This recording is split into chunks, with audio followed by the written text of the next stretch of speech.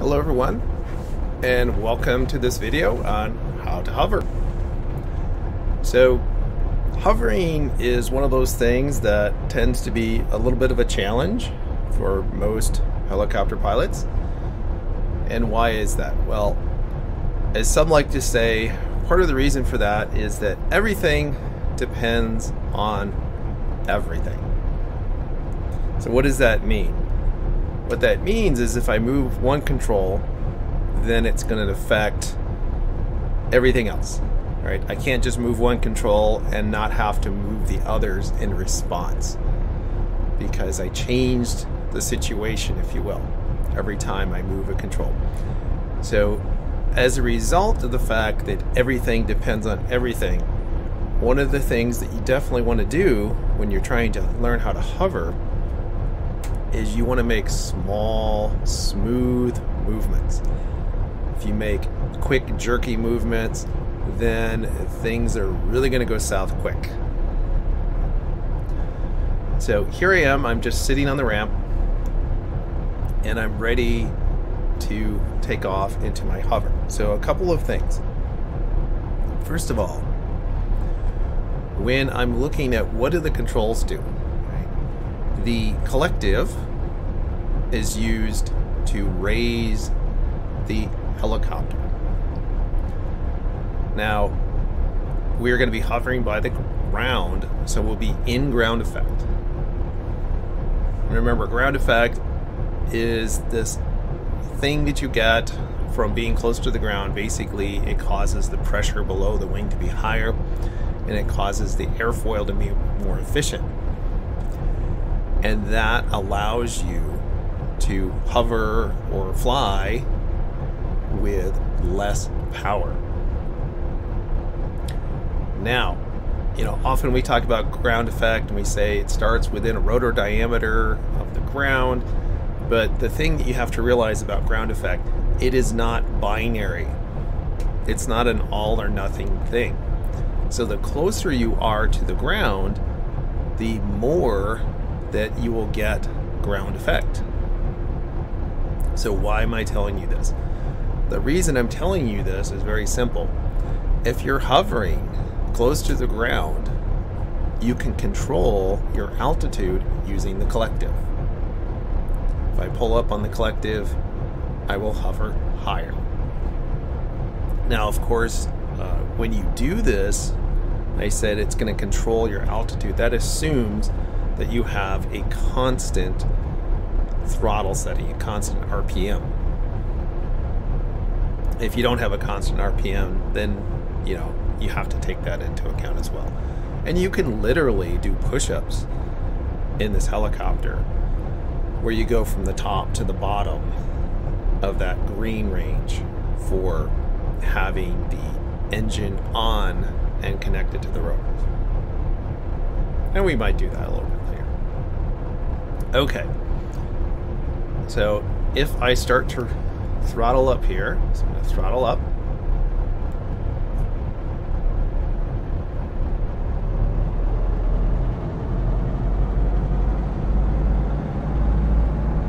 And I'm going to notice a couple of effects. The first effect I'm going to notice is my torque effect. So since the rotor is spinning counterclockwise as viewed from above, it is trying to rotate the helicopter in the opposite direction. So in other words, it's trying to yaw the helicopter to the right. And we already know that we use our pedals to control our yaw. So right now I just have a little bit of power in. If I went to an external view, I might be able to see some coning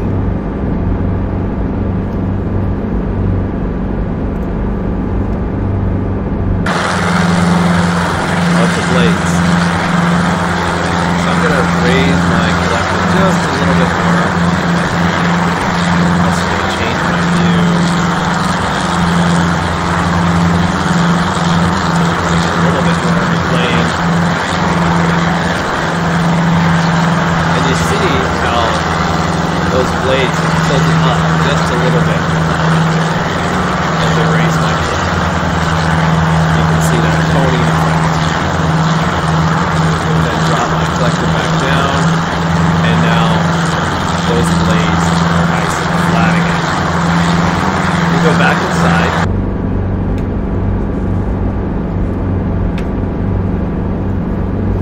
And now I'm going to try to pick it up. So when I pick it up, what I want to do, here's another tip, is I want to be looking far out in front of me. You know, I see this little building kind of in front of me here, looking out that direction. I can anticipate that as I pick it up, it's going to start to yaw to the right, and I'm going to have to just slowly feed in a little bit of left pedal. So I'm going to raise the collective now, and as I raise it, see how it's just starting to yaw a little bit to the right. So I bring in a little bit of left pedal. It's starting to yaw some more. And now I'm up. Give it a little throttle. And I'm also in a little bit of forward movement.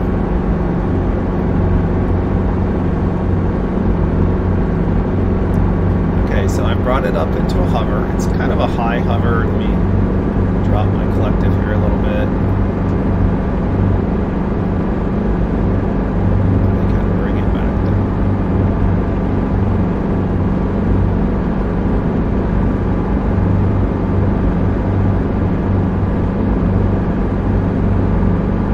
Just bring it right back down to the ground.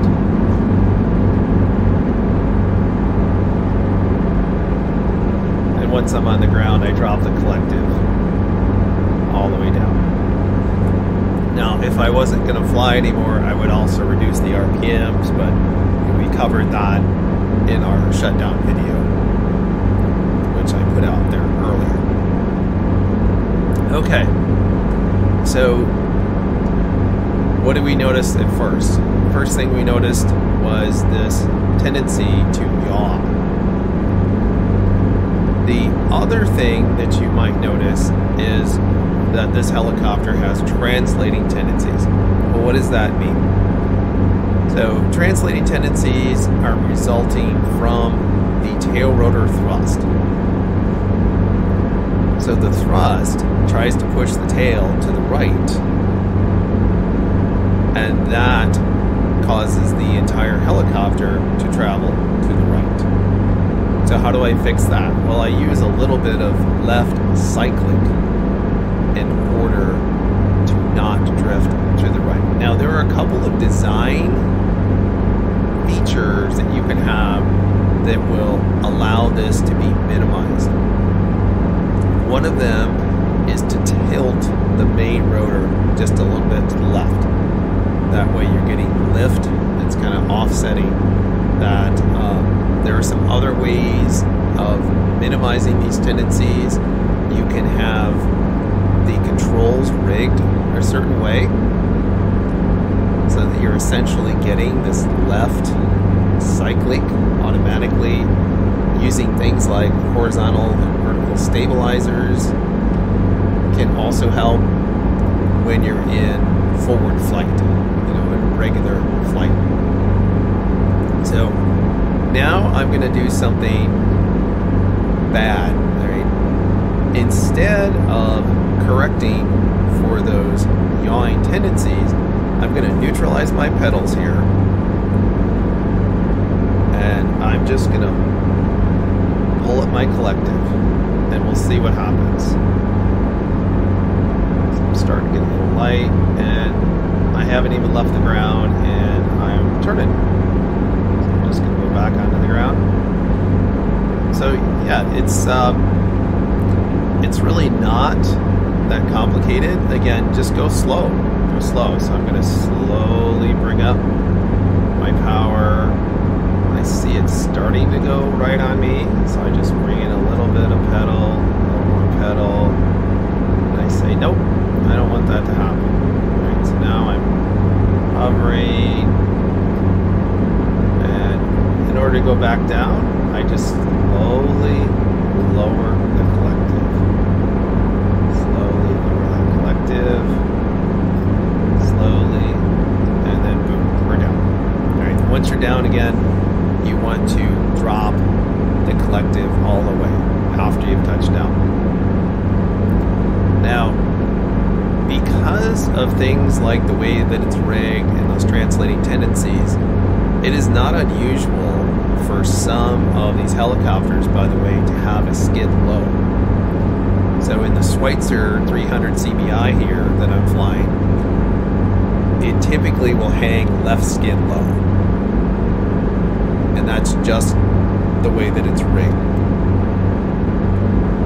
In order to stay in place, given the tail rotor thrust pushing me to the right, I'm going to have the disc and really the entire helicopter tilted slightly to the left in a hover. So if you want to do some practice with these, again, you know, let me kind of start from the beginning here. Roll down my throttle. There are a couple of ways that you can do this. Now, in the actual helicopter, again, there's the correlator, which will try to automatically add throttle as you raise this collective.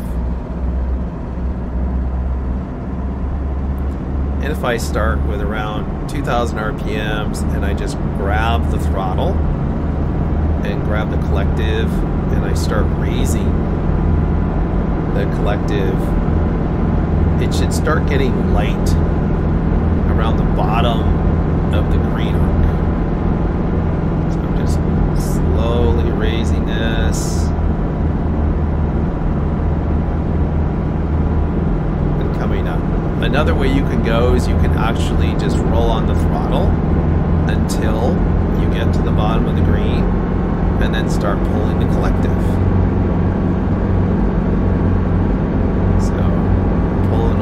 Collective, RPMs are going down, so I'll give it a little bit of throttle. Starting to move. Looking out in front of me, glancing at the RPMs, just making sure that's okay. And up we go. Alright, so now we're in a hover.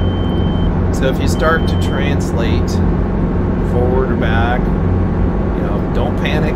Just, again, small movements. I'm just going to creep out this way toward the runway. Gonna give it a little bit of forward cyclic. Now, I'm actually flying with actual conditions. I always like to fly with actual conditions. I kind of debated using actual wind conditions in this video, but you know, I decided to go ahead and do it. So there's a little bit of wind. It's not terribly realistic to not ever have wind, so I thought, you know what, I'm just going to go ahead and have a little bit of wind. So I'm kind of out here to the runway. If I wanted, I could turn around kind of into the wind using my pedal, and I could go ahead and do a takeoff. But you know, we're not going to do a takeoff right now because this video is all about how to hover. Okay. So I'm going to go ahead and pull up a little bit of collective, and what I'm not doing here is I'm not putting in any pedal. So as I increase my power, I increase that torque. And so you'll notice that what happens to the helicopter goes up, but it's also going to start yawing to the right. So I'll drop the collective a little bit, and it comes back down. So now this is a pretty high hover, so let me go ahead and drop my collective a little bit more.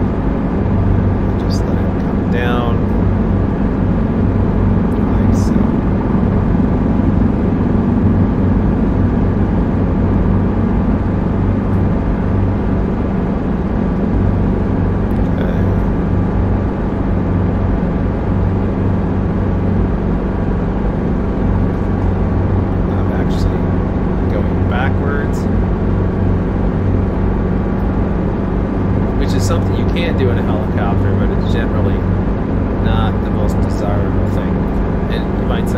minimize that. Let me just put this guy down for a second.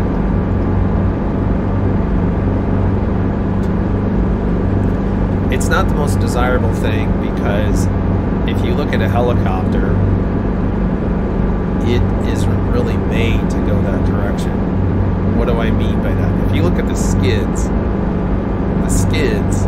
have toes on the front, right? So let me go ahead and switch my view here.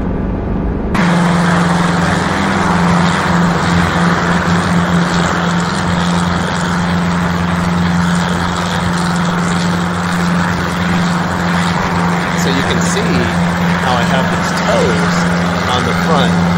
Now, what's the problem with going backwards while I'm hovering? Well, there's a couple of problems. Number one, I could catch these toes, not the toes, but the heels, if you will, of these skids. And that could dig in, and that could cause the helicopter to strike the tail.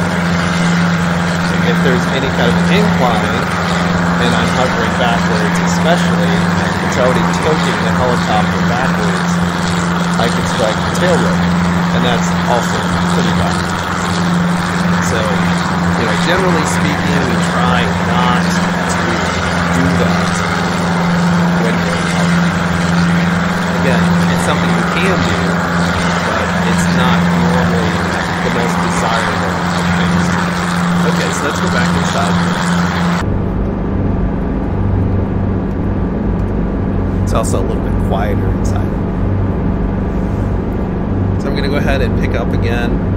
Now I already have a little bit of left pedal because I know that I'm going to need it. So let me go ahead and raise the collective, watching. There we go, we're airborne. And again, nice and smooth.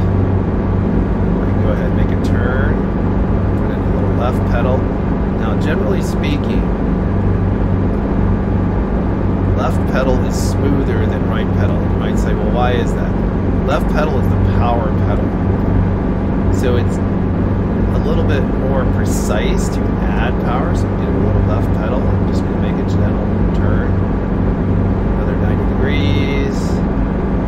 Stop my turn. So it's a little bit easier to use left pedal than right pedal. Go ahead and once again turn 90 degrees, stop my turn. See, I got a little bit gung-ho there, and I ended up losing control just for a second. So, this is something that takes a little bit of practice, and again, especially in a simulator. The simulator is always a little bit more quirky than an actual aircraft, be it a helicopter or an airplane. And forward speed in a helicopter is kind of your friend. If you have a little bit of forward speed, then it's a little bit easier to control things. Okay, so I'm just going to set down here for a second on the taxiway. So, what have we talked about so far? A couple of things. You want to look out in front of you. You want to make small, smooth movements. Don't over-control it. Sometimes people do what we call stirring the pot. You watch the cycling, and it's just going around in these ever-increasing in size circles. That's not what you want. So you want to slowly raise the collective while watching your RPMs, making sure they're in the appropriate place. Anticipate having to put in some left pedal,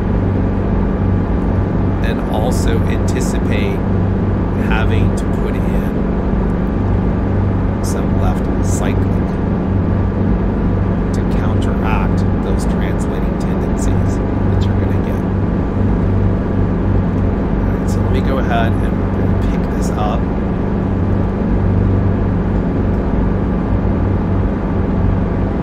And in a previous video, we talked about things like, where should your hand be on the cyclic? And it kind of showed you this picture here. So just a quick reminder on that. All right, so starting a little light, and there we go. I'm just going to taxi forward over the grass here. Give it a little bit of a forward push on the cyclic. Just moving nice and slow. Making small movements in all the controls.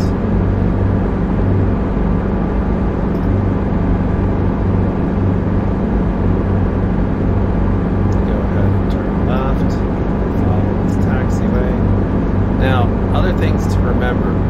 When I put in left pedal especially, I'm requiring more power from my helicopter.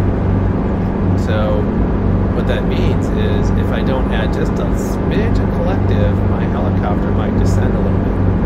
And again, if I'm looking forward, looking out in front of me, it tends to smooth things out. Right? So I'm going to slow myself down with a little bit of aft cyclic. And I'm just going to go ahead and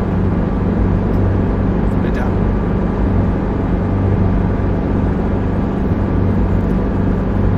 Okay, some other quick tips on hovering.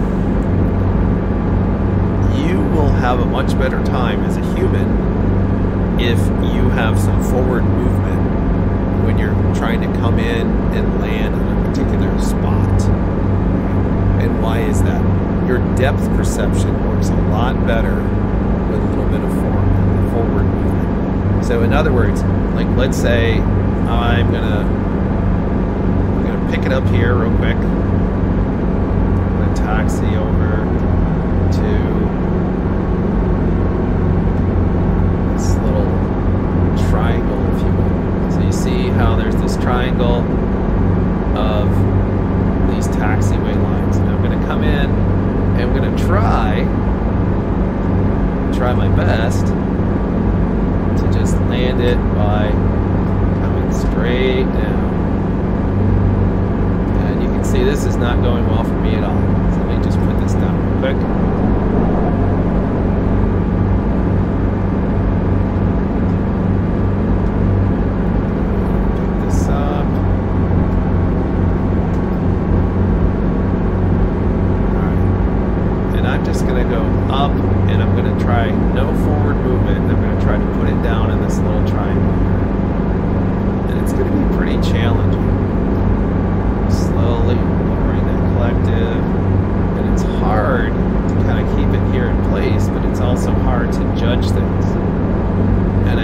Definitely missed. I overshot it a little bit.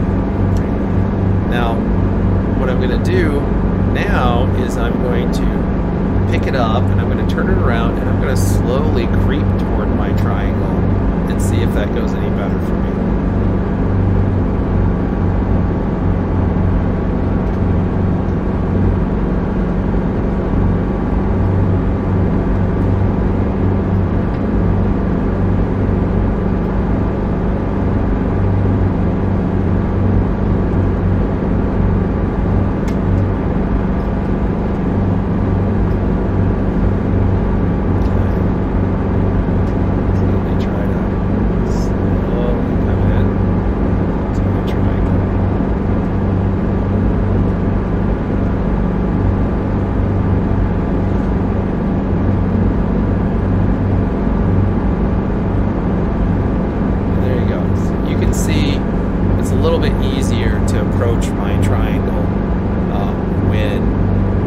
Give myself a little bit of forward movement. Now ideally, of course, you don't have a ton of forward movement when you actually touch down, but honestly, just a little forward movement, as long as you're hitting it level or maybe toes first, just a little bit, is not all that bad. Okay, now there are a couple of exercises that you can do in order to improve your hovering skills. So for now, again, in this video, start with the basics. You know, maybe just stay on the ramp here. Just pick it up. See how slowly you can pick it up. See if you can pick it up without any kind of drifting. Maybe try to taxi down some lines here. And just practice picking it up, putting it down. Just picked it up, and now I'm just going to put it down. Pick it up. Go forward a little bit.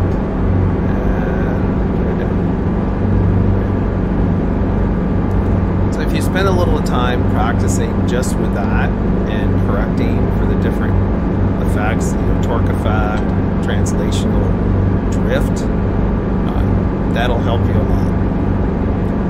And I'm going to put off the exercise I told you to another video, and the reason for that is because when you start moving, we start talking about wind, then we have to start talking about things like LTE, loss of tail rotor effectiveness. Okay. So that's it for this video. Hopefully you are enjoying these videos, and I will see you